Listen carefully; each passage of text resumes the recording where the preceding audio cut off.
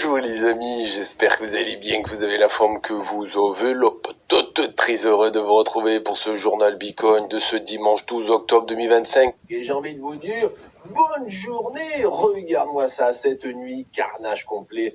Ça a été un crash équivalent au Covid. Il y a eu plus de liquidation sur le marché crypto que lors du crash Covid et lors du crash de FTX. Donc ça te dit la violence, hein. On a Bitcoin qui a fait dans les moins 8, Ethereum qui a fait quasi moins 30, XRP plus que moins 30, Solana moins 16, BNB moins 20, Doge moins 30. Il y a plein de moins de 30 qui ont circulé. Donc là, tu es sur une purge de chez purge totale. C'est pour ça que bon, il y a plus de 2 milliards de liquidation. C'est pire que le crash Covid et l'FTX. Donc t'imagines, ça rigole pas. Alors, certains qui aiment en profiter... Je me permets de montrer ça sur le canal VIP de trading.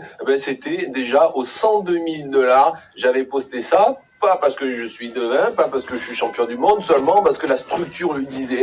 Impulsion, running de continuation pour la descente. Et donc finalement, sur le canal VIP, on est beaucoup à être en short depuis les 102 000 $.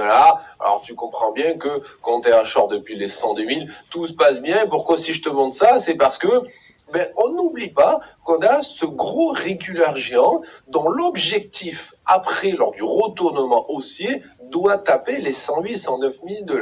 D'accord ? Donc d'un côté, on crash, on a l'équivalent de crash qu'on a eu dernièrement, mais souvenez-vous, après ces crashs-là, a beaucoup poussé. Je dis pas que c'est certain, là, c'est bon, on va exploser en mode to the moon. Je dis juste, attention, la structure elle-même, moi je suis juste un lecteur de structure, un analyste, nous dit, si la structure n'est pas invalidée et tant qu'elle ne casse pas les 89 067 $, la structure, ce régular, restera valide. Après, ça sera un retournement en mode to the moon. Bon. Donc, qu'est-ce qui s'est passé? On va revenir. C'est Trump qui a ouvert cette guerre commerciale, hein, et donc le Bitcoin et les crypto-monnaies a plongé. Donc, le 1er février, Trump a dit, bon, tarif douanier, on augmente ça, 25% au Canada, 25% pour le Mexique, 10% pour la Chine, qui prendront effet demain, d'accord? Aujourd'hui, les marchés chinois sont nouvel an, c'est férié, donc ils sont pas là.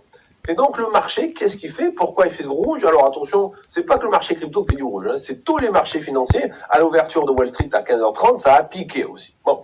Et donc, c'est tout simplement les marchés financiers qui réévaluent le risque de guerre commerciale. N'oublie pas qu'un marché toujours price à l'avance les choses, et donc quand il arrive une bad news, d'un coup il le fait, mais il se dit qu'est-ce qui pourrait arriver dans plusieurs semaines, plusieurs mois. Et donc réévaluer le marché avec des risques de guerre commerciale, c'est tout simplement vendre, se dérisquer du marché.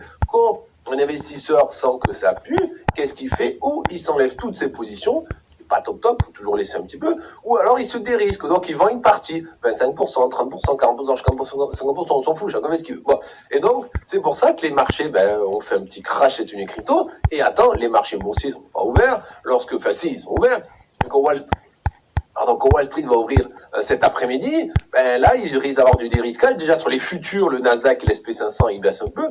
Donc là, on prévoit que, les futurs en tout cas, prévoient qu'à l'ouverture des marchés en début d'après-midi, les Américains risquent d'être assez vendeurs. Donc les cryptos, attention. Bon.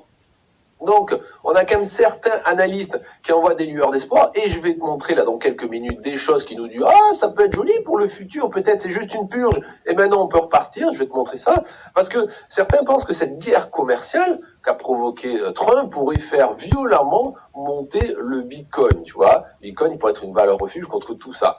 Il faut savoir que Trump a déclenché un nombre de chocs sur les marchés mondiaux, clairement. Il nous a pipoté, on nous a vendu un Trump en mode to the moon pour les cryptos. Finalement, pour l'instant, il déçoit plus, qu'il envoie plus les cryptos aux enfers qu'en mode to the moon, ce coquin. Bon.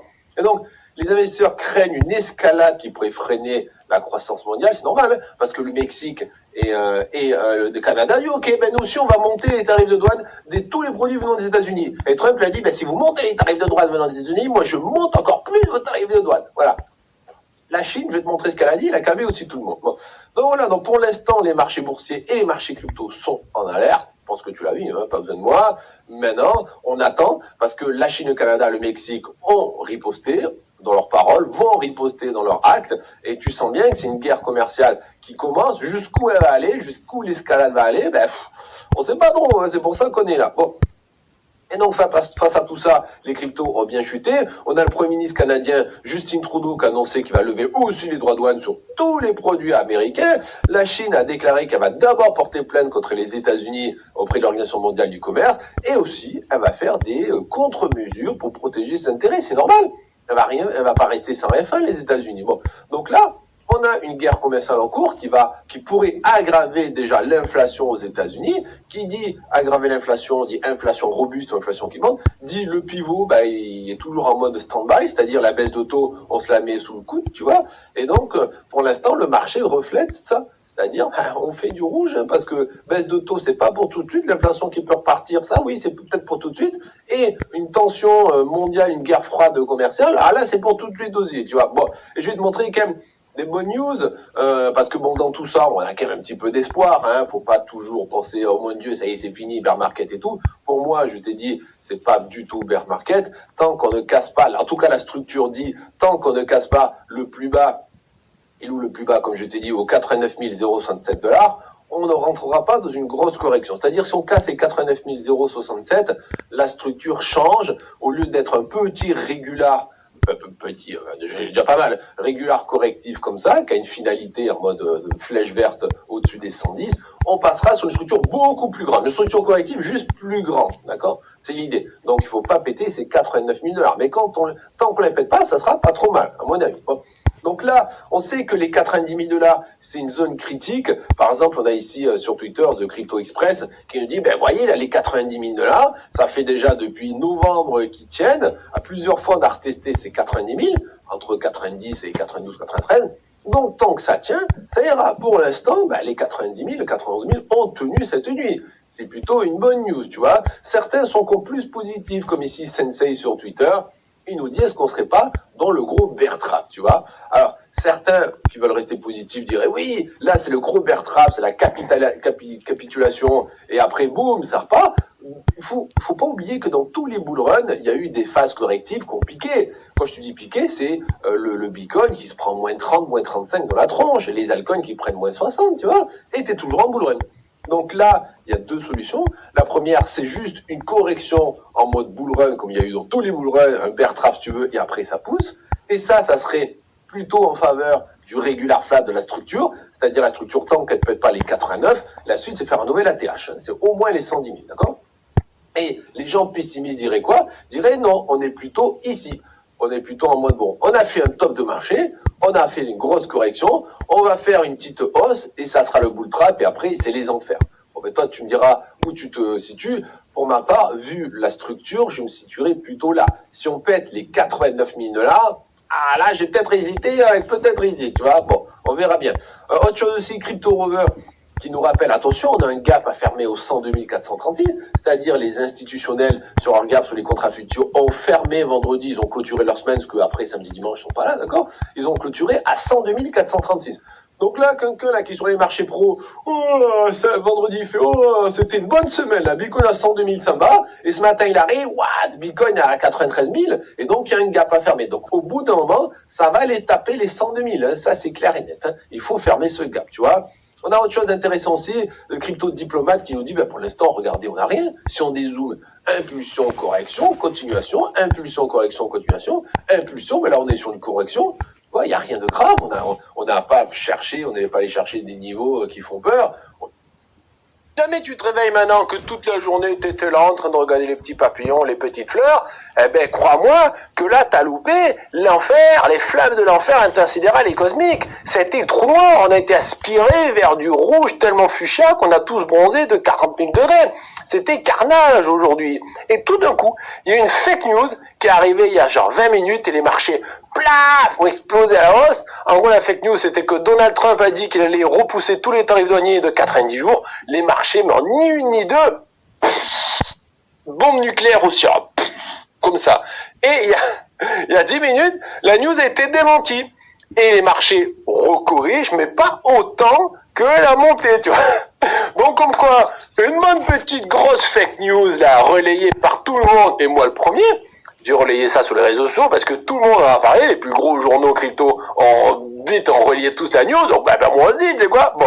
Et finalement, tout ça, pouf, ça fait exploser les marchés qui finalement sont pas si atroces que ça. Donc l'atrocité c'était tout à l'heure, mais grâce à la fake news, c'est moins atroce. Alors le marché est quand même dans l'extrême peur. Regarde, on est revenu dans l'extrême peur. Hier, on était dans la peur, on était à 27 ici sur le Crypto and Greed Index, on était là, et là on a perdu 10 points.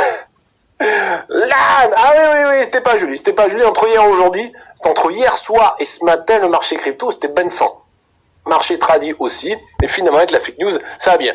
Donc Bitcoin aujourd'hui, à 72, je dis, qu'est-ce qui se passe là? Attendez, je vais des flammes de partout, et les flammes ont toutes disparu là. Bon, donc ça à peu près. Les altcoins, tu vois que t'as un peu de vert, oh, c'est un petit peu mitigé, mais c'est pas le carnage qu'il y avait tout à l'heure, parce qu'on a pris cher. Regarde-moi la bougie sur Total 3 des altcoins, c'est carnage parti.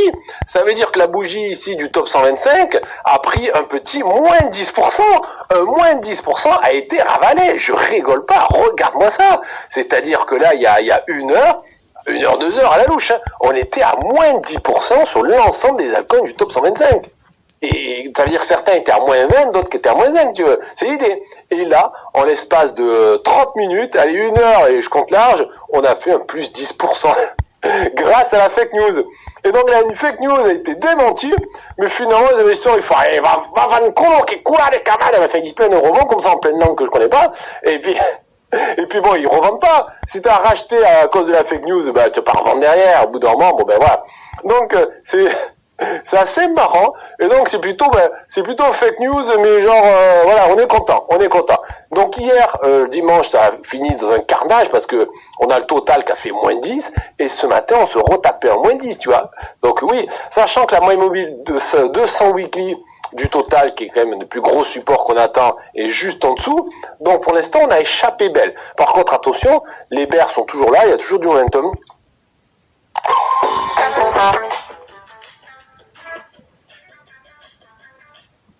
Les bears sont toujours là, il y a toujours du momentum. Il n'y a pas de divergence haussière pour l'instant, il n'y a rien. Non, il n'y a pas de divergence. Donc là, est-ce qu'on va faire un petit tour sur la zone de survente? Est-ce qu'on peut encore faire un peu de rouge? Pourquoi pas? Est-ce qu'on peut chercher la 200 weekly? Pourquoi pas? Bon, donc il y a quand même des bonnes news dans tout ça, c'est que ça y est, la structure a été validée. Rappelez-vous, cette structure, je crois que j'en parle tous les jours depuis je ne sais pas combien de semaines, parce que voilà, parce que simplement la structure, on a eu la A, on a eu la B, on a eu la C. Maintenant, la question que tu as envie de me poser, là, qui te démange les lèvres, là, hein, et de me poser, c'est venir, Foufi, t'es plutôt pain au chocolat, chocolatine? Non, c'est pas ces questions-là. Foufi, est-ce que ça y est, la vague, le regular flat, il est fini, la vague c'est fini, et on repart to the moon maintenant? Alors déjà, t'as bien compris que lorsqu'on valide un regular flat, ben après il y a une hausse, ça part. Est-ce que ça, c'est le départ de la hausse? Ben on n'est pas sûr encore. Il faut un vrai setup, il faudrait un setup. Là, c'est la fake news qui a fait tout pomper. Si jamais on commence à avoir un petit canal baissier qui se fait comme ça et que ça pousse, là oui c'est bon. C'est la validation du régular et c'est parti mon kiki pour aller en haut. Maintenant attention, on pourrait se retourner et peut-être que la vague là n'est pas finie. Hein. On peut revenir chercher les plus bas et chercher la 200 wiki. Donc là c'est trop tôt parce qu'aujourd'hui c'est la journée un peu de fou, tu vois. Donc il se passe des choses vraiment, une volatilité mais de nucléaire sur les marchés. Est-ce que on peut valider maintenant le régular et partir à mode c'est parti to the moon? Ça reste possible, mais c'est pas dit, ça peut revenir encore taper. Donc faut faire attention. Alors, celui qui nous donne des petites infos bien croustillantes là qu'on aime, c'est notre petit Bitcoin d'amour au 78 000. Alors notre petit Bitcoin d'amour, il est quand même allé chercher ce matin les 74 400 $. C'est-à-dire hier, il a clôturé sa semaine, enfin le dimanche, un petit moins 6% pour clôturer le petit dimanche. Et ce matin, il a refait un petit moins 5, tu vois. Bon. Et là, la fake news a fait que, boum, la bougie est entièrement ravalée. Et là, on démentit la fake news et finalement, je vais pas revendre. Ah, j'ai racheté, je vais pas revendre. Ils ont raison. Donc, bon. Et donc, tant mieux. Merci la fake news. Alors, merci à ceux qui ont bien diffusé la fake news. Mais attention, ceux qui ont diffusé la fake news, c'est pas des petits pimpins comme moi. Ça vient de en haut de l'entourage de Donald Trump. Hein, ça vient de très très haut, d'accord. Bon. Bref. Qu'est-ce qu'on voit de beau? On voit que le prix du Bitcoin, quand on prend de là à de là, il descend. Quand on prend de là à de là, avec ici un petit géranium, il monte. Et donc, qu'est-ce que c'est? C'est une divergence haussière daily. Et ça, c'est beau. Ça veut pas dire que le bottom, il est là, c'est bon, on a bottomé, maintenant c'est parti tout le monde. Ça veut pas dire ça. Ça veut dire que le bottom, il va bientôt se créer. Ou il est déjà là, ou dans pas longtemps, il peut se faire. En tout cas, ça aide des divergences haussière daily. Pour l'instant, les bears ont toujours momentum, fait attention. On fait aussi attention que le Bitcoin est toujours à l'extérieur des bandes inférieures, de sa bande inférieure Bollinger au 78 972. Donc rien nous dit que Bitcoin d'amour, il va pas demain après-demain dans la semaine retester le bas de la neige 74 000. N'oubliez pas, les grosses méchouilles sont très souvent retestées. Donc un Bitcoin qui revient tatouiller les 74 000, ça reste très possible. Ok. Maintenant, on a la moyenne mobile 50 weekly, qu'un puissant support qui est au 76 769, qui pourrait aussi bien retenir le prix. Il a retenu le prix là, il pourrait retenir le prix là aussi, tu vois. Bon, donc finalement, tout ça pour dire que dans cet éclatage tout ce par terre, eh ben on a un peu de la lumière de Satoshi Nakamoto qui vient sur nous. Et c'est beau. Voilà. Alors, au niveau de la structure, ça y est, on a validé enfin la structure. Et rappelez-vous, on parlait hier, qu'est-ce qu'on disait hier? Je disais, Fofi, dis-moi un scénario. Ben, je me suis mouillé pour un scénario, mais bon, l'argent.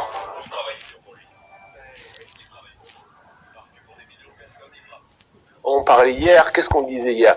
J'ai Fofi, dis-moi un scénario. Ben, je me suis mouillé pour un scénario, mais bon, j'ai juste évoqué un scénario comme ça, d'accord? Ce qui serait beau, c'est vu qu'on a un gap sur les contrats futurs à fermer aux 83 000 $, ok? Le gap, là, tu l'as ici. Le gap à filer, il est au, allez, j'arrondis aux 84 000. Tu vois, il reste 6%, le Bitcoin à monter pour le filer. Donc, vu qu'on a un gap ici, allez, j'arrondis vers les 84 000, même si exactement, non, exactement, je vais te le dire, sur le daily, on a clôturé dimanche à 83 500. Bon. Donc, il y a un gap à finir à clôturer au 83 500. Et donc, un scénario beau, ça serait quoi, je vous disais?